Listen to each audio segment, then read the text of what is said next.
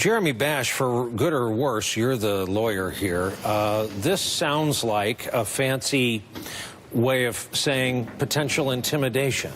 Is a guy like Mueller subject to potential intimidation? He's not, and I think this actually looks like walking up to the line of obstruction of justice. We should call it for what it is. It's an effort to undermine, to intimidate, to try to get the investigators to stand back, and I don't think they're going to do it. But something else jumped out at me in this reporting tonight, Brian, which is this idea that he could pardon himself, pardon his aides, pardon others. If you look at Article 2, Section 2 of the Constitution, it says the president has the power to grant reprieves and pardons except in the cases of impeachment. And so the pardon power is very broad, but it cannot undo impeachment. So in the game of constitutional poker, pardon beats indictment, but impeachment beats a pardon. Thank you for making that clear. Eli, I heard a television lawyer tonight say people who are innocent don't ask about the power of the pardon.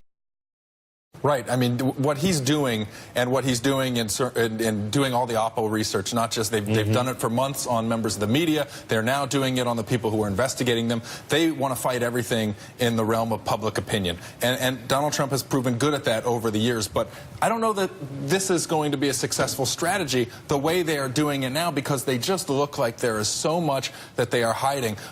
Donald Trump talking in the New York Times interview yesterday, and then the attorneys putting this out tonight about the scope of this investigation has to stay narrow. He's basically like the burglar when the cops knock on the door and say, can we search the house? And the burglar says, yeah, sure, just don't go in the closet.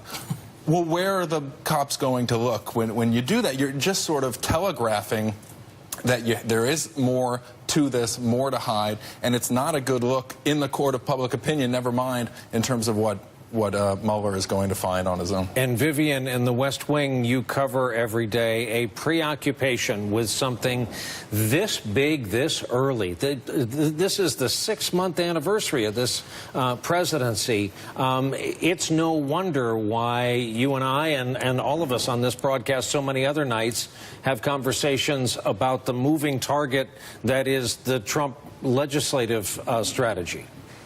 Yeah, that's right. We've been watching them learn in real time, essentially, and they're learning about really, really critical, crucial things that have legal implications on the president, on his staff. The president is essentially learning about the checks and balances system as he goes along, and we saw this originally when he was signing executive orders, and the courts stepped in to try to stop certain elements of that, and he was really frustrated by that. He took out a lot of that frustration on Attorney General Jeff Sessions because he couldn't actually carry out his mandate, and now we're seeing it also with various elements of the Russia investigation. The fact he could have certain powers but actually have a lot of constraints as well is something that's been very frustrating to him, and he's been very vocal about that to his staff and even to some journalists as he tries to really get a grip on everything that's coming at him, you know, at a pace that is really hard to keep up with. And Ashley, are we headed for a kind of a clash of cultures? And by that I mean, if you read the transcript, the New York Times interview from yesterday, you could view it as such. In Donald Trump's world, he views a large majority of the people he encounters as being on the make. He gives sinister motives to so many people, and yet a guy like Mueller is so culturally different. His resume, his life experience, his motivations are so different that it appears sometimes to be beyond the president's ken, a guy like that.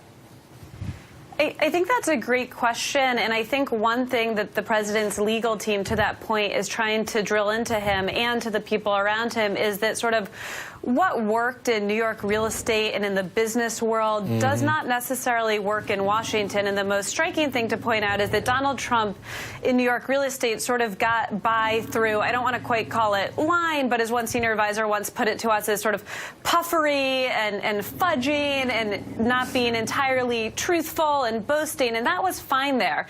But what his legal team needs him to understand is that in Washington there's two people you cannot lie to, and that is the feds and congressional investigators. investigators, because that can have real-world consequences. And I seem to think they think the president and his family members are getting there, but they may not quite be there yet. Jeremy Bash, former Fed, is there anything about this that says to the lawyer in you, you know what, as a legal, this is, they're playing defense, this is fine?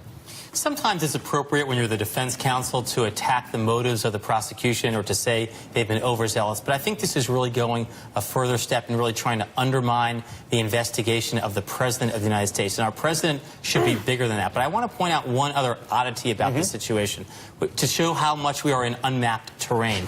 This is not just a criminal investigation that Mueller is launching. He has launched a counterintelligence and a national security investigation. Explain the difference. The point is that he is investigating not just crimes committed against the United States, federal offenses. He's also investigating threats. He's investigating what Russia did to our country and who in the United States might have colluded with them and how that can be prevented in future efforts to push back against Russia. So if the president pardons himself or other individuals, that does not extinguish Bob Mueller's writ to investigate threats against the United States. And he could carry on, theoretically, and say, fine, this man has pardoned these people and there are no crimes to investigate. However, he has done and committed the highest crime of them all, disloyalty, treason, something that threatens the national security of the United States.